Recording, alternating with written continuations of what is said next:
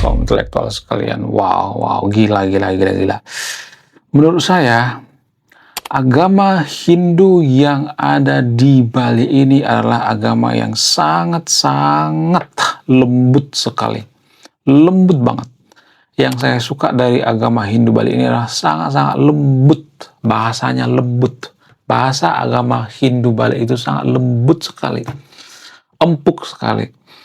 Mirip-mirip seperti bahasa Sunda. Nah, yang jadi pertanyaan, kenapa bahasa Bali itu sangat lembut? Apa alasannya? Jadi kalau saya perhatikan orang Bali itu kalau ngomong itu seperti minta tolong gitu ya, lembut banget. Yang kalau orang Bali itu marah, nggak kelihatan marah gitu. Kalau saya perhatikan. Kenapa seperti itu? Apa alasannya? Apa yang mempengaruhi? Ternyata yang mempengaruhi kenapa bahasa Hindu Bali, bahasa agama Hindu Bali ini lembut banget. Alasannya itu karena pengaruh daripada filosofi bernama Trihita Karana. Wow, luar biasa. Gila. Ini filosofi yang sangat-sangat berpengaruh dalam agama Hindu Bali. Kemudian, apa korelasinya? Secara antropologi ada korelasinya ternyata guys. Nanti akan saya jelaskan ya. Lebih detail ya. Kemudian selain itu, kalau saya perhatikan agama Hindu Bali ini penuh dengan ritual-ritual. Bisa dikatakan bahwa agama Hindu Bali ini adalah agama ritualistik. Nah, yang jadi pertanyaan, kenapa agama Hindu Bali ini sangat-sangat ritualistik? Apa alasannya? Apakah ini dipengaruhi oleh agama Hindu yang ada di India gitu? Apakah karena agama Hindu yang ada di India sudah bersinkronitas dengan agama lokal di Bali? Apa alasannya? Apakah agama Hindu Bali ini bisa dikatakan sebagai agama yang ritualistik? Apa hubungan ritualistik dengan kesetiaan kita terhadap agama? Jadi, secara antropologi ya, setelah saya riset ternyata ada hubungan antara ritualistik yang sangat-sangat banyak ritual ya. Jadi kalau saya perhatikan tuh agama yang banyak banget ritual, biasanya mereka akan setia terhadap agama tersebut. Wow, luar biasa. Jadi kalau ada agama itu tidak terlalu ritualistik, biasa aja gitu. Biasanya kalau saya perhatikan itu, agama ini penganutnya nggak terlalu fanatik, nggak terlalu setia dengan agamanya, dan biasa aja gitu.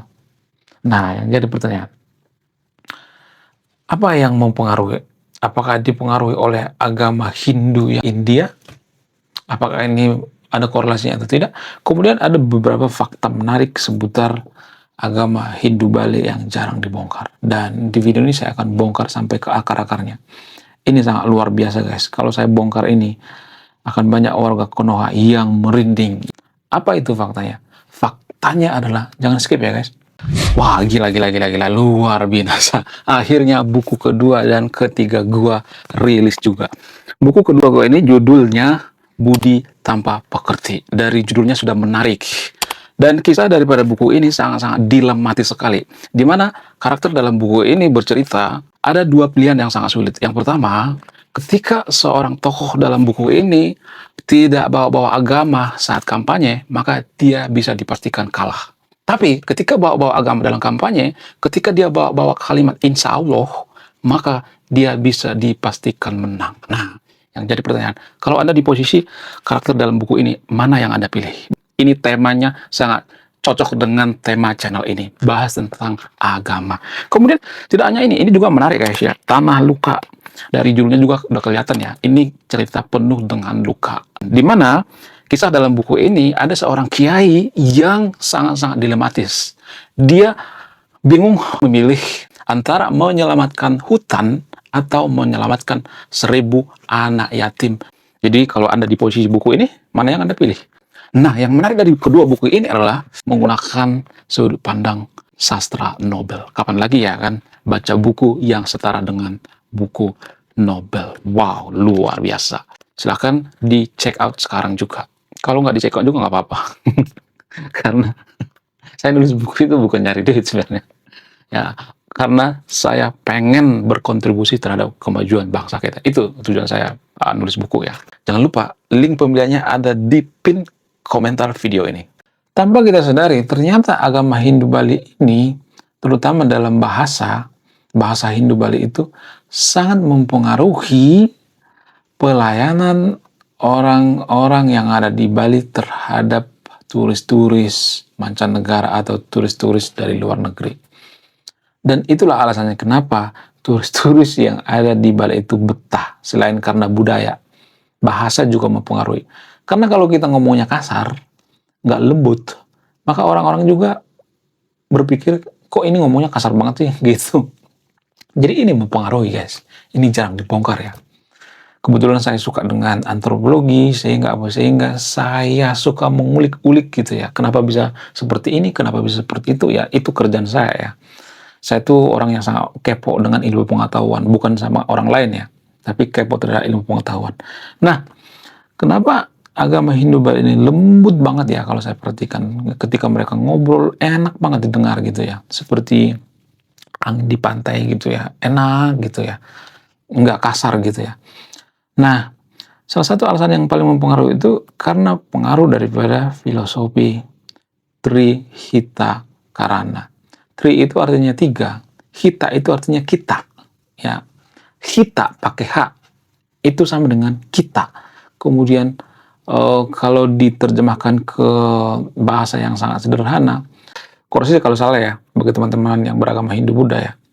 Trihita Karana itu artinya 3 hal yang berkaitan satu sama lain. Seperti misalnya hubungan kita terhadap Tuhan, hubungan kita terhadap manusia, hubungan kita terhadap alam. Nah, hubungan kita terhadap manusia itu sangat-sangat dipengaruhi dengan bahasa, komunikasi. Nah, makanya saya katakan filosofi Trihita Karana ini mempengaruhi komunikasi kita dengan manusia. Kenapa orang Bali itu berbicara sangat-sangat lembut gitu, untuk menghindari konflik. Jadi sebelum turis-turis datang ke Bali, orang Bali itu ngomongnya sudah sangat-sangat lembut. Tujuannya apa? Tujuannya untuk menghindari konflik. Sama seperti agama Sunda misalnya. Bukan agama Sunda. Orang Sunda itu agamanya Muslim ya. Maksud saya agama Sunda Wiwitan gitu. Jadi agama Sunda Wiwitan itu sangat-sangat lembut sekali. Makanya Bali itu biasa disebut dengan Sunda kecil. Bali dengan orang Sunda itu punya hubungan di masa lalu, punya korelasi di masa lalu. Itulah alasannya kenapa ketika KDM pergi ke Bali sangat-sangat disambut. Kenapa? Karena ada semacam ikatan batin zaman dulu. Nah, yang jadi pertanyaan, kenapa bahasa itu menentukan konflik di suatu daerah? Kenapa bahasa itu menentukan ya orang betah tinggal di Bali? Karena apa? Karena kita sebagai manusia sangat suka dengan sesuatu hal yang lembut gitu ya. Kita lebih suka sesuatu hal yang lembut daripada sesuatu hal yang kasar gitu ya. Bukan berarti saya mengatakan orang Bali itu semuanya lembut ya. Tapi kalau saya perhatikan ya, rata-rata orang Bali itu kalau marah sekalipun mereka nggak kelihatan marah gitu. Ya, mereka tuh marahnya itu santuy gitu ya, punten gitu ya, sama seperti orang Jawa halus ya, punten padahal kakinya udah dipijak ya, punten pak punten padahal kakinya udah dipijak. Kalau orang Medan itu udah melayang, tangannya udah melayang gitu. sorry Jadi berbeda-beda ya. Kenapa orang Medan itu bukan kasar ya, tegas kalau ngomong? Karena dipengaruhi oleh geografis. Nah, geografis juga mempengaruhi. Karena di Medan itu banyak gunung-gunung ya, sehingga kalau ngomong itu harus kenceng suaranya. Karena ada gunung banyak di Medannya. Kemudian, bagaimana dengan di Bali? Karena Bali itu kan daerah pesisir ya. Nah, biasanya daerah pesisir itu kan kalau kita ngomong pelan, kedengeran gitu. Karena apa? Karena faktor daripada kontur tanah atau geografis gitu. Jadi kalau saya perhatikan orang-orang yang tinggal di pesisir itu bahasanya lumayan lembut ya. Kalau saya perhatikan itu dipengaruhi oleh geografis juga gitu ya, nggak terlalu kasar juga gitu ya. Kenapa orang China itu ya, terutama China daratan itu kalau ngomong itu seperti orang berantem gitu ya, seperti orang marah-marah. Karena faktor lingkungan juga gitu ya. Di China itu kan banyak gunung-gunung ya. Orang gunung biasanya suaranya keras-keras. Kenapa? Karena mereka terbiasa teriak gitu ya. Kalau mereka ngomongnya pelan nggak akan kedengeran. Karena di gunung ya. Gunung itu ya harus keras suaranya berkedengaran gitu. Itu yang secara geografis ya.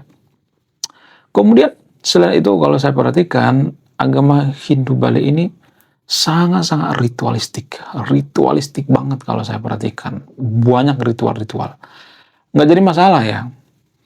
Nah, yang jadi pertanyaan, kenapa agama Hindu Bali ini banyak ritual-ritual? Apa yang mempengaruhi? Apakah ini dipengaruhi oleh agama Hindu yang ada di India? Ya, sangat. Ini ada korelasinya guys. Disclaimer on ya, bukan berarti saya mengatakan plak ketiplak ya. Sebenarnya agama Hindu yang ada di India itu kan udah beda dengan agama Hindu yang ada di Bali. Karena apa? Karena agama Hindu yang ada di Bali itu sudah sinkronitas, sudah melebur dengan budaya lokal, sudah menyatu dengan agama-agama lokal. Jadi di Bali itu dulu ada agama guys. Sebelum agama Hindu masuk, ada agama di Bali guys. Dan ini sangat-sangat luar biasa menurut saya pribadi ya. Namun ya seiring berjalannya waktu, agama Hindu yang ada di Bali itu menyatu dengan agama-agama lokal, kemudian bersinkronitas ya. Makanya kalau ada orang Hindu India datang ke Bali, mereka bingung gitu, kok beda ya dengan agama Hindu yang ada di India gitu. Nah itu yang jadi alasannya gitu. Karena apa? Karena dipengaruhi oleh agama Hindu ya. Selain agama Hindu dipengaruhi oleh agama lokal juga. Agama lokal juga kan sebenarnya banyak ritual-ritual juga gitu ya. Nah, apa keuntungan daripada ritual-ritual ini? Jadi kalau kita banyak menggunakan ritual-ritual, melakukan ritual-ritual, ya, kalau saya perhatikan itu, kita itu deket banget dengan agama tersebut. Kenapa? Karena ritual-ritual itu kan semacam doktrin pengulangan gitu ya, terus menerus ya, semacam pengikat gitu ya, kita diikat terus gitu ya. Sehingga lama-lama kita setia gitu. Jadi biasanya, ya mohon maaf bagi yang videonya, kalau ada agama ya, saya tidak menyebutkan agamanya ya. Kalau ada agama tertentu misalnya melakukan ritual-ritual tertentu ya paling sekali sebulan misalnya atau sekali seminggu atau apa segala macam gitu. Nggak semuanya tapi di disclaimer-nya. Biasanya akan terlihat bukan berarti nggak setia, bukan semuanya nggak setia, tapi nggak terlalu fanatik kalau saya perhatikan. Ya, tidak terlalu punya ikatan kuat dengan agama tersebut. Ya, nggak semuanya tapi ya disclaimer ya, ada juga yang ikatan kuat terhadap agama ya. Tapi kalau saya perhatikan orang-orang yang di Bali ini, ya mereka punya ikatan kuat terhadap agama. Ya, sehingga orang-orang Bali itu jarang merantau. Kenapa orang Bali ini jarang merantau? Apa alasannya? Karena ya di Bali mereka sudah berkecukupan gitu. Sehingga apa? Sehingga ya mereka malas merantau.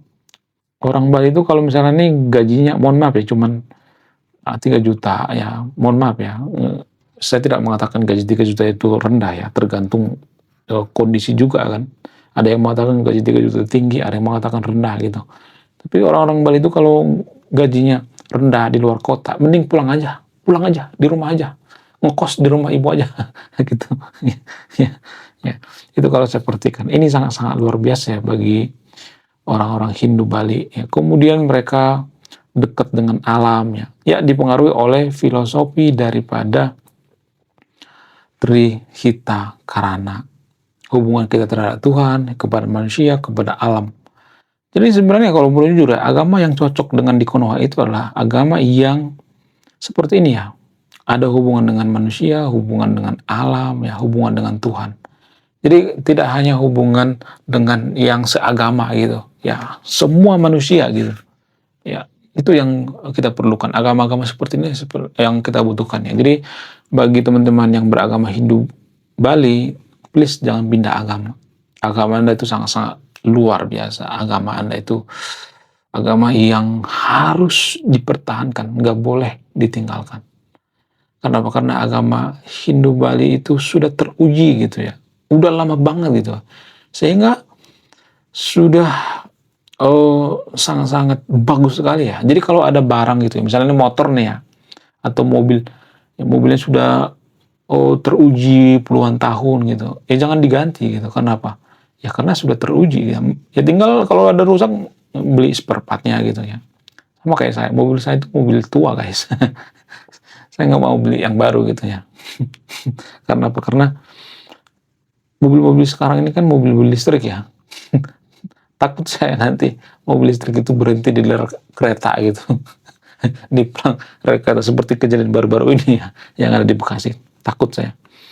Ya, selain karena saya nggak punya duit juga gitu. Nggak bercanda. Jadi guys, ya ternyata agama yang paling cocok di Nusantara itu adalah agama yang punya hubungan dengan alam. Kenapa gitu? Apa alasannya? Sama seperti agama Sunda Witan. Itulah alasannya kenapa KDM itu nangis kalau alam dirusak. Kenapa? Karena dia punya filosofi. Ya menurut keyakinan saya filosofi Trihita Karana. Saya nggak tahu di orang Sunda itu istilahnya apa ya. Coba tulis di kolom komentar ya, orang Sunda yang nonton video ini ya. Jadi agama yang cocok di Konoha itu adalah agama yang selaras dengan alam, ya, yang peduli dengan alam. Kenapa? Karena kita dekat dengan alam gitu ya, dekat dengan lingkungan ya, sehingga kita harus menjaga lingkungan kita.